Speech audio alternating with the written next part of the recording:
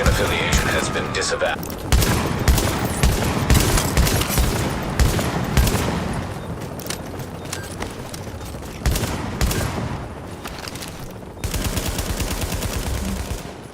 The Division has been in the works for a long time now. It got revealed almost 3 years ago, but after numerous delays, the open beta is finally here.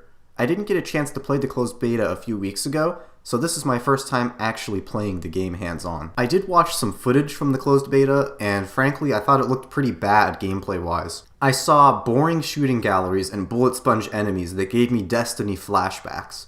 Now that I've played it, some of my observations ended up being correct. The shooting in the Division is profoundly mediocre. It feels extremely similar to something like Spec Ops: The Line, a game that was good but was certainly not earning any accolades for its gameplay.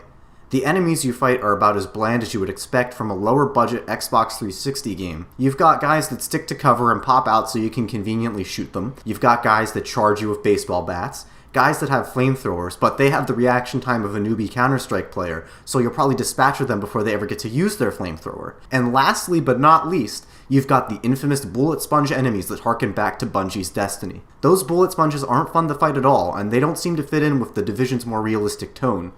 I know it's a beta, but let's be honest here. We all know what it really is. It's a demo, and frankly these bland enemy types aren't setting a great precedent for what's to come in the full title. The way the game plays out mission to mission is also somewhat like Destiny. You roam a somewhat open world and wander into other players on your way to the mission areas, where you play out a par-for-course shooting gallery, fight a bullet sponge, and get exposition shouted at you that's so disinteresting that you won't pay attention.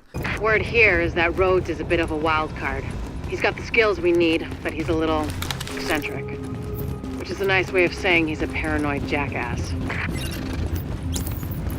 To the Division's credit, however, it comes much closer to feeling like a more traditional MMO than Destiny does, save for the raids. Walking around the world and finding emergent events while bumping into other players felt more in line with the experience I've been having with Final Fantasy XIV Online. That said, the Division hasn't proven itself to have the depth and scale that MMOs like Final Fantasy XIV do have. I have to ask one important question about the Division. What's the point? It seems to be combining a lot of the negative elements of single-player only and multiplayer only games. On the single-player side, you have a lack of player trading, a lack of an economy, no class system, and a more linear path. On the multiplayer-only side, you have a lack of a substantial story, a game that can only be played online, in addition to other negatives. What's the point of this? I thought the idea of a game like The Division was to add all of the good parts of both of these games, not the bad parts. It seems that Ubisoft's own ambition has gotten the better of them with this game.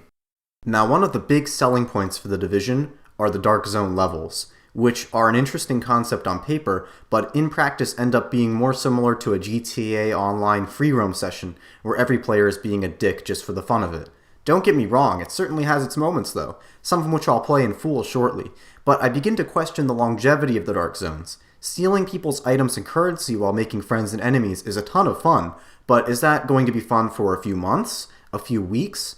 I can't really say. We'll have to wait and see when the full game comes out, but I certainly have my reservations about it. In the meantime, check out some great clips from my time in the Dark Zone. It sure was a lot of fun.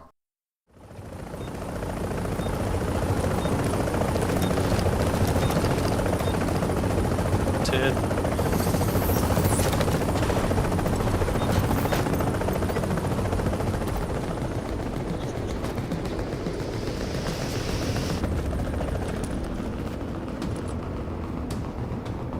Just realized there was items right here that I needed to pick up.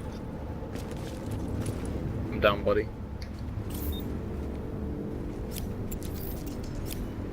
What? No. You. Come. I went rogue, I didn't even do it.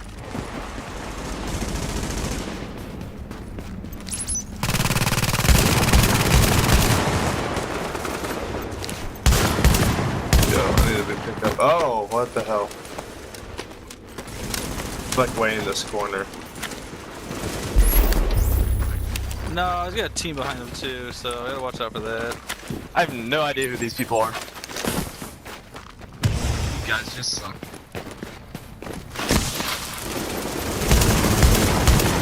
Ah, shit. Good game, boys.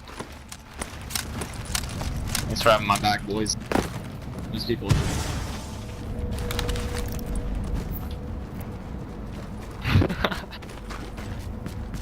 Okay, so if this makes any sense, The Division's performance was okay, but the optimization is terrible. This is of course on the PC. I can't speak to the console versions. For the clips being used in this video, I was playing in 1080p. Some of my clips are on ultra, some on high, some on a mix of both settings.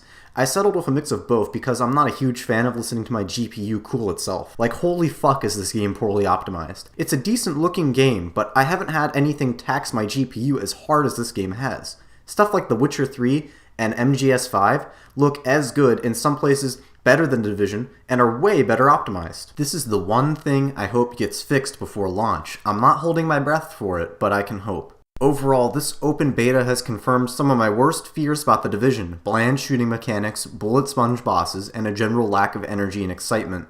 I did genuinely enjoy my time in the Dark Zone, though, but I'm a bit skeptical of its longevity.